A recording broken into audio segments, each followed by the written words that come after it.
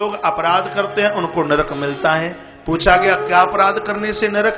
का जो माँ बाबू जी की बात नहीं मानते, गुरुजनों की अवहेलना करते हैं, ऐसे लोगों को रौरव नाम का नरक मिलता है। जे सट गुरुसन ईर्षा करही रौरव नरक कोटि युग परही। बाबा ने उत्तराखंड में भी कहा माँ भी गुरु है, पिता भी गुरु है, इनके साथ द्वेष मत कीजिए, नरक मिलेगा। जो लोग मदरा का पान करते हैं उनको बैतरणी में फेंक दिया जाता है। जो लोग मांस का भक्षण करते हैं ऐसे लोगों को पयोद नाम के नरक में पूरा का पूरा गाड़ दिया जाता है और उन्हीं पशु पंक्षियों के द्वारा उसके चमड़े को निचवाया जाता है। जीव को बड़ी वेदना होती है।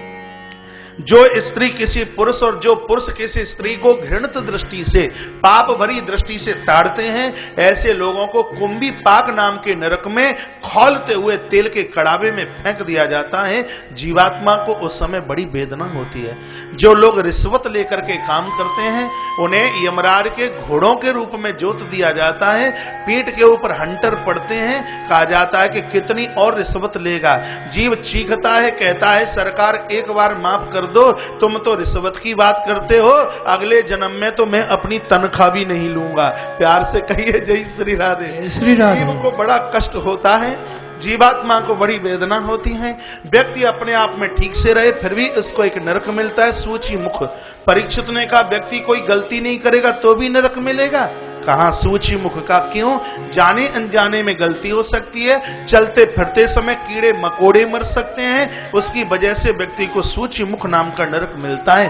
परीक्षित जी थर थर कांपने लगे। कहा गुरुजी जाने अनजाने में तो त्रुटि मुझसे भी हुई होगी, आप कृपा कर दीजिए नरक ना मिले ऐसी कोई आप कृपा करे। महाराज यही 5वां स्कंद पूरा होता है। बोलिए ओम हराये नमः।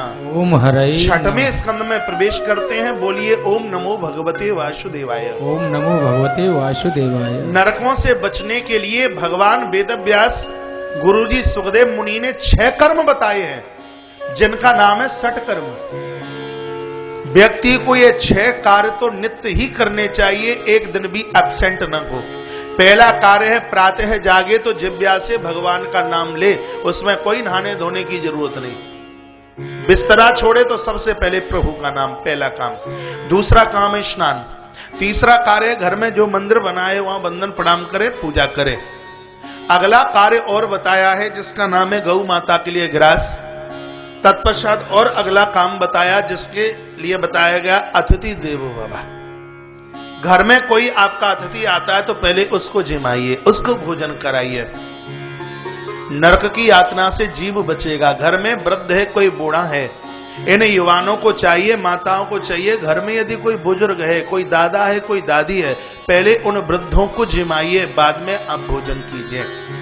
और अगला एक सूत्र बताया है पशु पंक्षियों के लिए दाना डालना। ये सटकर्म व्यक्ति को रोज करने चाहिए। परीक्षित ने पूछा क्या प्रभु का नाम लेने से किसी के पाप कटे? कहा कटे, प्रमाण दीजिए। क्या है? कह दिया कान कुब्ज नगर में एक रहता था ब्राह्मण जिसका नाम अजामिल। 1 आध घंटे की कथा है अजामिल उपाख्यान की, और यह कथा आप सबसे आती है, इसलिए इस कथा को मैं प्रणाम कर लेता हूं। अजामिल उपाख्यान की कथा से मैं इतना निवेदन करना चाहूंगा, अजामिल का जीवन बिगड़ा क्योंकि एक गड़िका के साथ स्पर्श हुआ। माता पिता का परम भक्त अजामिल कानकुब्ज नगरी में रहता है। वर्तमान समय में जिस स्थान को कन्नौज के नाम से जानते हैं, कान कुब्जे ध्वजा कशित दासी पत्र जामिला नामना नष्ट सदाचारो दास्याम संसर्ग दूषिता। एक दासी एक गड़का के संस्पर्श के द्वारा ब्राह्मण अजामिल का जीवन बिगड़ा। इस संबंध में मैं कहना चाहूंगा मात्रा स्वेस्त्रा दुहित्रा वा, चाहे मां हो, चाहे हो बेटा, चाहे हो बेटी और चाहे हो पिता, चाहे हो गुरु और चाहे हो शिष्या, चाहे हो बहन और चाहे हो भाई, कभी भी कितना भी पवित्र रिश्ता क्यों न हो, व्यक्ति को कभी भी एक आसन से सटके नहीं बैठना चाहिए। बात आ रही है समझ में? यह तो सुरक्षित रहता है। घर से आप बाहर निकलें इस मंत्र का उच्चारण करके जाएं, ओम विष्णवे नमः। नारायण कवच का यह मूल मंत्र है। इंद्र की रक्षा इसी मंत्र से हुई है। तो वृत्रासुर ने स्तुति तो भगवान की है। 3-4 श्लोक इतने गजब के हैं। वृत्रासुर का जन्म उस समय हुआ है कि जिस समय महाराज विश्वरूप का वध कर दिया गया इंद्र के द्वारा। एक ऐसा यज्ञ किया गया और उसमें से वृत्रासुर प्रकट हो गया। वृत्रासुर को जीतना बड़ा मुश्किल था, तो महात्मा दधीची की हड्डियों से वज्र बनवाया गया है और उस वज्र को लेकर के इंद्र खाड़े में आए। ऐसा प्रहार किया वृत्रासुर ने, इंद्र के हाथों से वज्र नीचे गिर गया। वृत्रासुर ने कहा, हे देवराज, मैं धर्म का युद्ध करता हूं, अधर्म का नहीं। यह उठाओ और मेरे साथ में युद्ध करो। यह वीरवाणी सुनकर भगवान प्रकट हो गए। भगवान ने वृत्रासुर को कहा, पुत्र वरदान मांगो, तुम्हें क्या चाहिए। कमाल कर दिया वृत्रासुर ने। वृत्रासुर रो पड़ा। वृत्रासुर ने कहा, अहम हरई तब पादई कमूला है, दासानुदासो भवतास्म भूय, मनस मरेता सुपतिर गुणास्ते, गृढ़ीत बा कर्म करो तू काया। भगवान, मेरे पास में इतना जप नहीं, इतना तप नहीं कि मैं आपका भक्त बन सकूं। मेरे पास इतनी लायकता नहीं है। हे करुणा सिंधु दीन बंधु, हे भक्त वत्सल, हे भगवान, कृपा कर दीजिए, आप मुझे अपने भक्तों का भक्त बना दीजिए। आपसे मेरी इतनी सी मांग है। प्रभु ने कहा, ये तो सब हो ही जाएगा, दौलत कितनी चाहिए यह बता दीजिए। वृत्रासुर ने दूसरे श्लोक में कहा, न नाक पृष्ठम न च पारमिष्टम न सार्वभौमम न रसाधिपत्यम न योग सिद्धि पुनर्भवम बा समंजसत्ता विरही कांक्षे। भगवान, मुझे पृथ्वी का आधिपत्य, स्वर्ग का साम्राज्य नहीं चाहिए, यहां तक मैं तो योग और सिद्धि भी नहीं चाहता। आप दे सकते हो तो मुझे यह दे दीजिए, समंजसत्ता विरही कांक्षे, मुझे विरह चाहिए, आपसे मिलने की तड़फन चाहिए। भगवान ने कहा, दिया। ऐसा कहकर के प्रभु चले तो वृत्रासुर पीछे भागा का, रुक जाइए, पहले मुझे पूछ लीजिए कि मुझे विरह कैसा चाहिए। भगवान ने कहा, क्या विरह भी कई तरह के होते हैं। वृत्रासुर ने कहा, और क्या। कहा, कैसा विरह चाहिए। बोलता है, अजात पक्षा एवं मातरम खगा। जैसे छोटे छोटे बच्चे घोंसले में बैठे हुए मां का इंतजार करते हैं। एक छोटे बच्चों की मां वन में जाती है, घोंसले में बच्चे बैठे हैं, मां की तड़फन में मां आए दाना चुंगे। जो एक तड़फन उन बच्चों की मां के प्रति है, वैसी ही मेरी तड़फन आपके प्रति बनी रहे, कृपा कर दीजिए। भगवान ने कहा, तथास्तु। ऐसा कह करके प्रभु चले हैं। तत्पश्चात बंधुओं फिर वृत्रासुर ने दौड़ लगाई। कहा, सरकार रुकिए, गलती हो गई। कहा, क्या हुआ। अरे बच्चे जब दाना चुंग लें तो मां को भूल जाते हैं, कौन से घोंसले में बैठी है। आप मिल जाओगे तो हम आपको भूल जाएंगे, इसलिए ऐसा विरह नहीं। तो फिर वत्स तराक्षुधारता, ऐसा विरह चाहिए जैसे कोई गाय वन में चरने के लिए गई हो, खूंटे पर बंधा हुआ बछड़ा मां की याद करता है, रंभा रंभा की आवाज करता हुआ मां को याद करता है। जो एक तड़फन एक बच्चे की अपनी मां के प्रति है, गाय के प्रति है, वही तड़फन मेरी आपके प्रति बनी रहे, मुझे यह दे दीजिए। प्रभु ने कहा, दिया। ऐसा कहकर के भगवान चले। फिर वृत्रासुर दौड़ने लगा।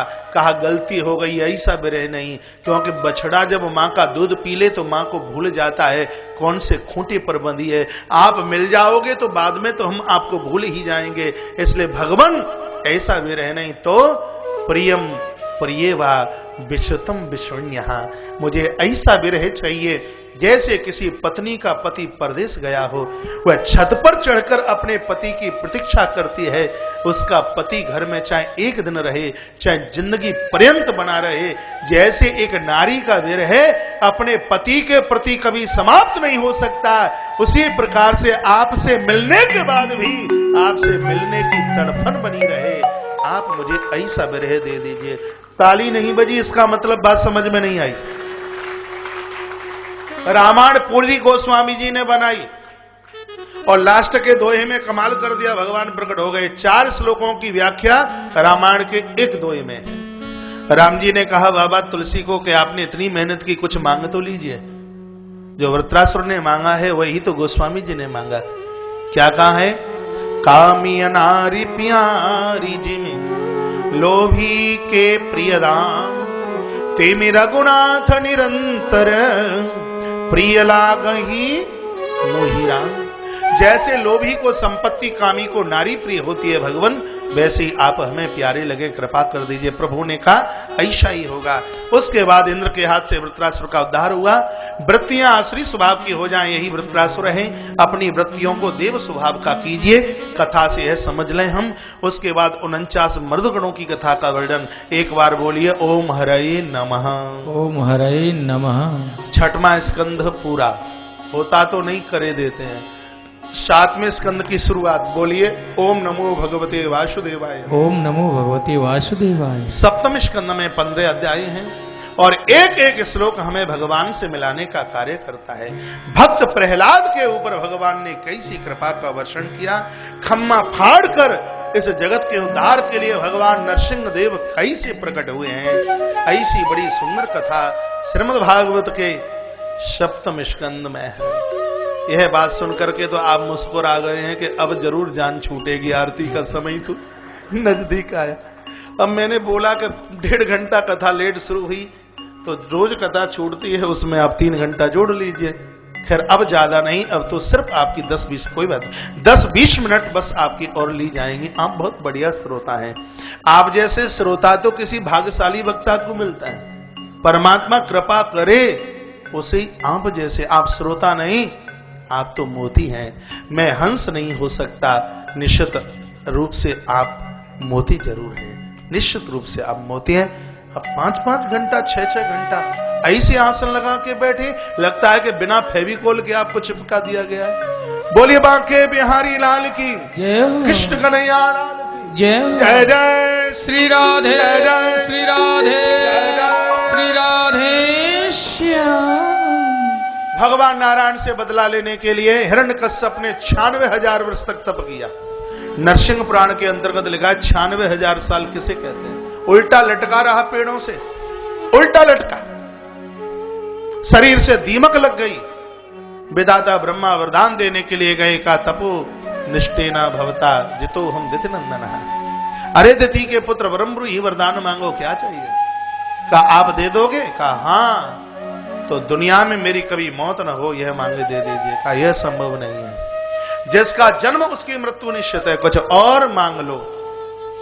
कहा फिर तो वरदान 14 चाहिए, 24 मांग लो, चिंता की बात नहीं। कहा कि पहला वरदान दीजिए, आपके हाथ से बनाए गए किसी से न मरे। ब्रह्मा ने कहा दिया। दूसरा वरदान मांगा, ना भूमई ना अमरे मृत्युम, ना धरती पर मरे ना आकाश में। का यह भी दिया। ना नरई ना मृगई रपी, ना जानवर से मरे तो ना मनुष्य से। का यह भी वरदान दिया। ना अंदर मरे ना बाहर, यह भी दिया। ना अस्त्र से मरे ना शस्त्र से, यह भी दिया।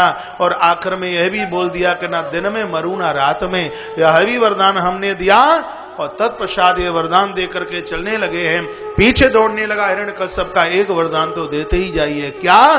कि वर्ष के 12 महीनों में से काऊ महीना में हमारी मौत ना हो। मृत्यु को जीतने के लिए कितने कवच पहन लिए हैं। ये कथा क्यों सुनाई जा रही है? नहीं सुनाते तो क्या भागवत अधूरी रह जाती? नहीं रहती। तो फिर यह कथा क्यों सुनाई गई भागवत में? यह कथा इसलिए सुनाई गई है क्योंकि राजा परीक्षित को श्राप लगा है, श्रीमान जी को 7वें दिन मरना है।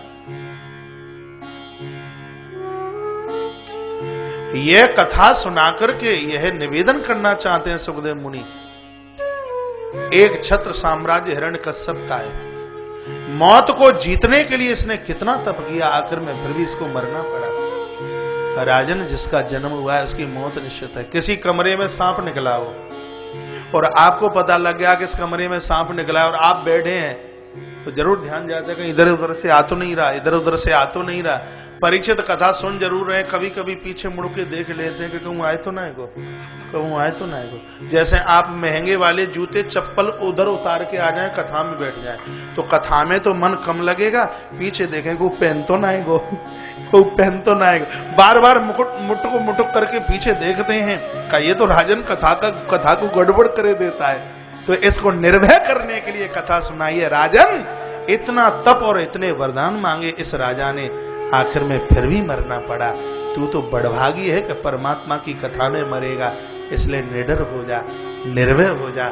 इसलिए यह कथा सुनाई जा रही है। आया घर पर, बोलता नहीं अष्टभ्यम न दातव्यम न हो तव्यम न ध्वजा कुछ। कोई यज्ञ नहीं, कोई दान पुण्य नहीं, गौशालाओं में आग लगा दी गई, संतों को पकड़ करके कारागृह में डाल दिया। ये जितने भी राक्षस हुए, इन्होंने सबसे पहले हमारे महात्माओं को पकड़ा, क्योंकि राक्षस ही हमारे संतों की वजह से हुए। क्योंकि जय और विजयी निशाचर बने हैं, सनत कुमारों ने श्राप दिया, तो कहा कि पहले हम तुमको ही देखते हैं। इसलिए संतों को कारागृह में पटक दिया है। निवेदन करना चाहूंगा कि संतों का अपमान करने वाले का कुल खानदान शाश्वत नहीं रह सकता। माचिस की तीली से कपूर समाप्त होता है, संत महापुरुषों का अपमान करने से खानदान परिवार ऐसे ही लुप्त हो जाता है, समाप्त हो जाता है। बंधुओं, हिरण्यकश्यप के साथ में बस ऐसा ही हुआ। माता कयाधु ने बड़े सुंदर से बच्चे को जन्म दिया और इसी बालक का नाम क्या रखा गया?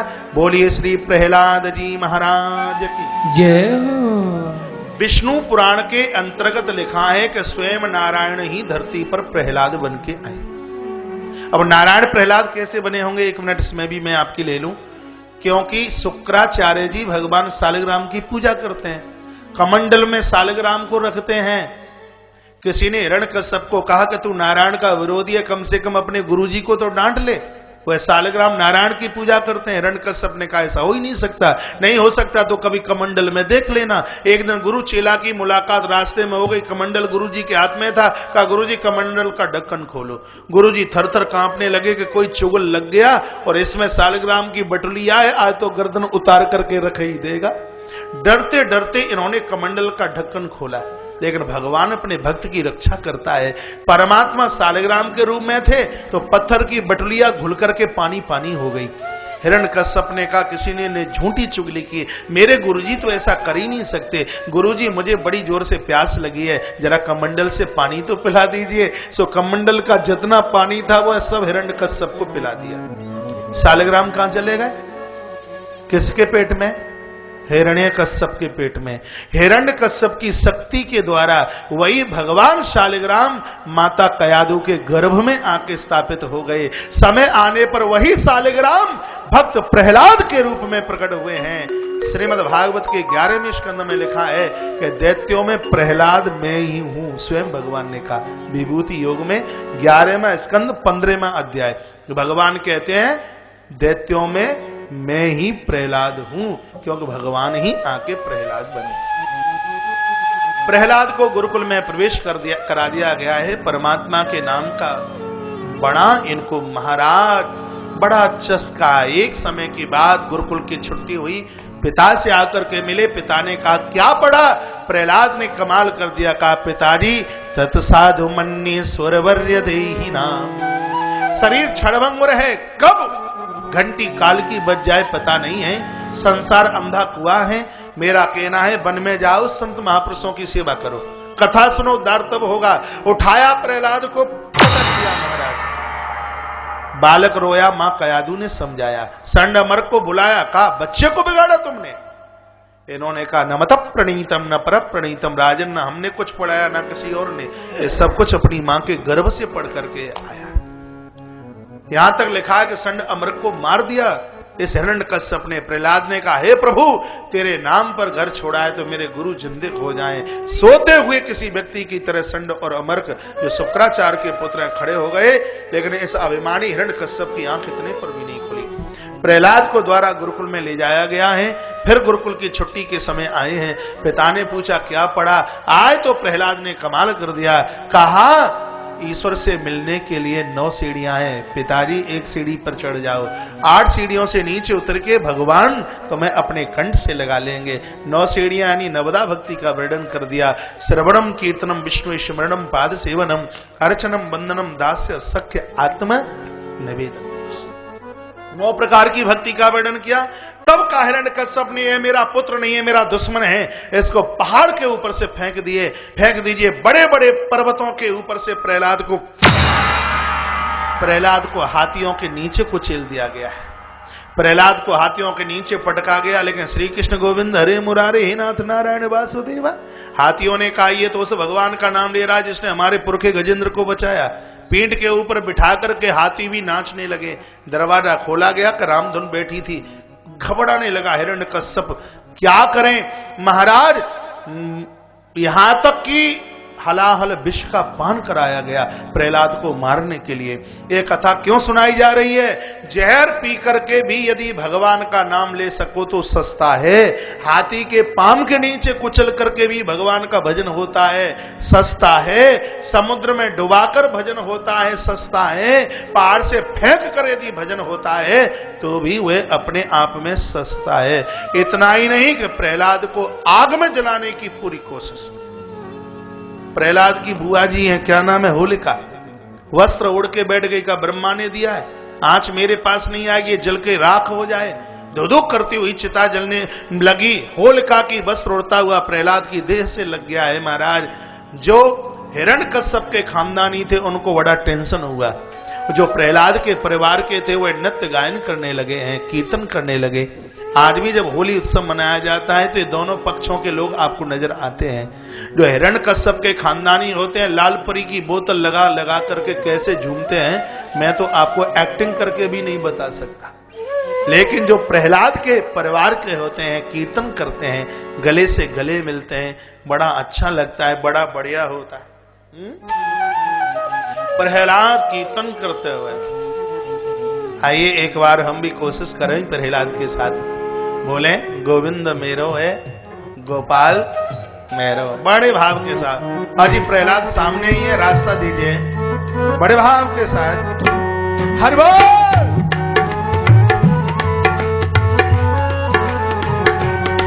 गोविंद मेरो है, गोपाल मेरो है, गोविंद मेरो जल्दी आने दीजिए।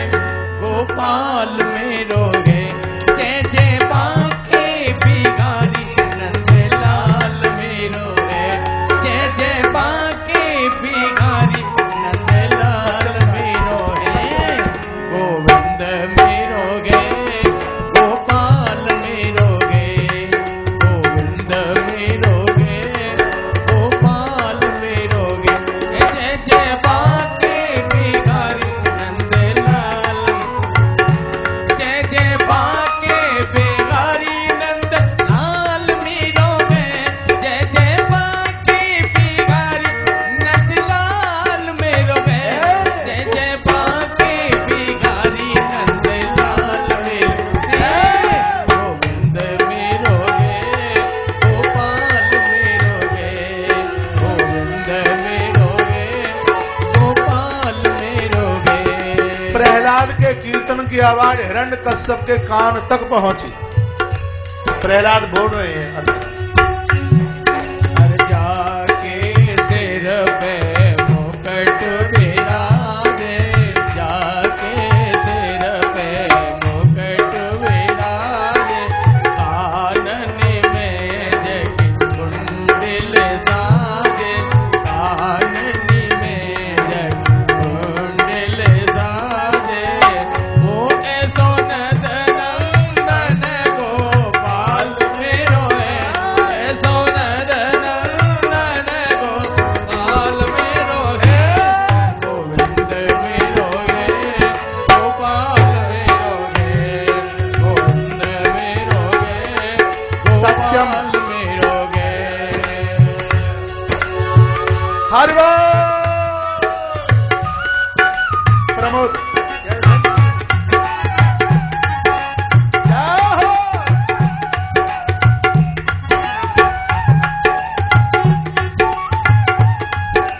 जय हो। दोनों हाथ उठा के।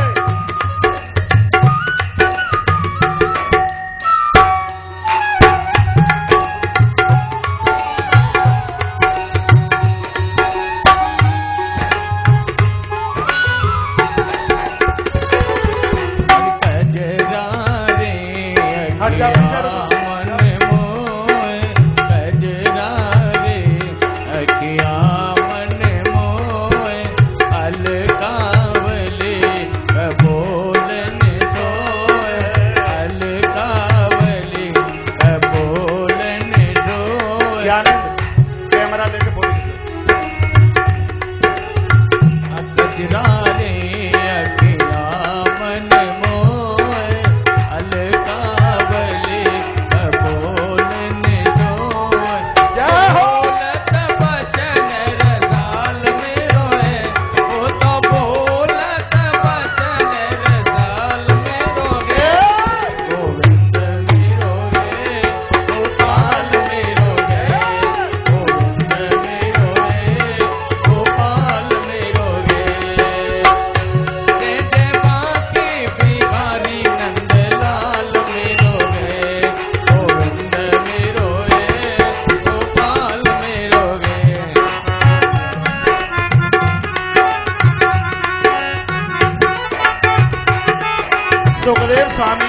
परीक्षित, जैसे ही हिरण्यकश्यप ने प्रहलाद का स्पर्श किया, एक ठुमका तो हिरण्यकश्यप ने भी लगा दिया और वह भी झूम उठा। क्या वो मेरो है गोपाल मेरो है, गोविंद मेरो है, गोपाल मेरो है, जय बांके बिहारी नंदलाल मेरो है, जय बांके बिहारी नंदलाल मेरो है, गोविंद मेरो है, गोपाल मेरो है, गोविंद मेरो है, गोपाल मेरो है, गोविंद मेरो है, गोपाल मेरो है।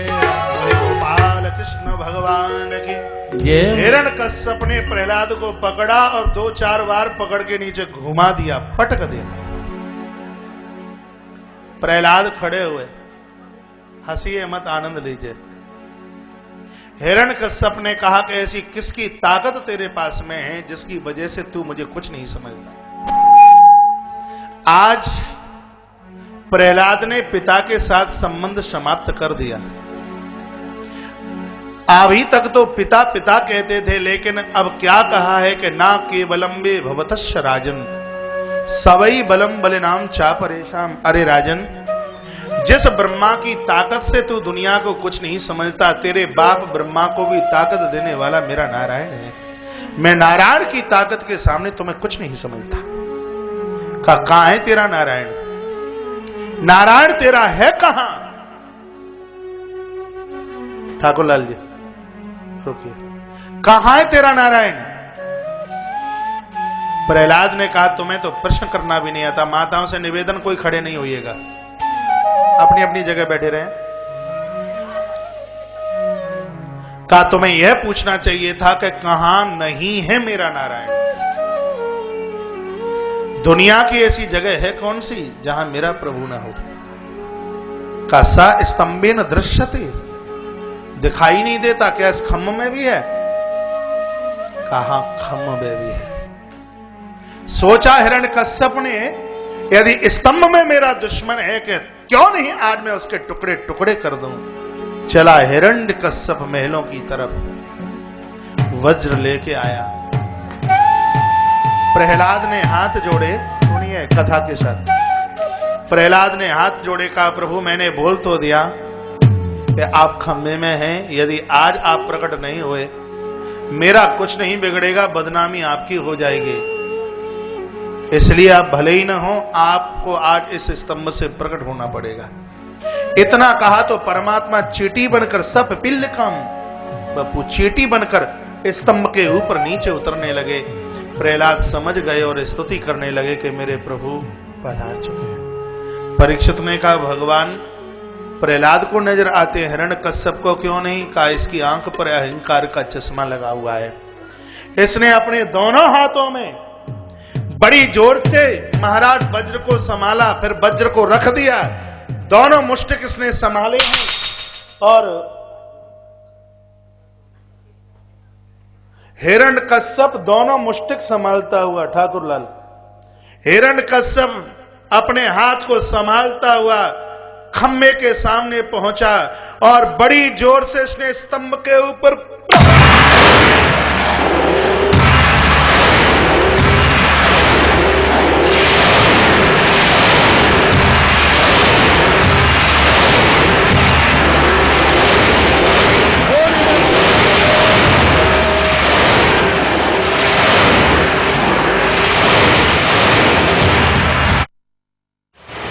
भगवान नरसिंह देव और हिरण्यकश्यप का घमासान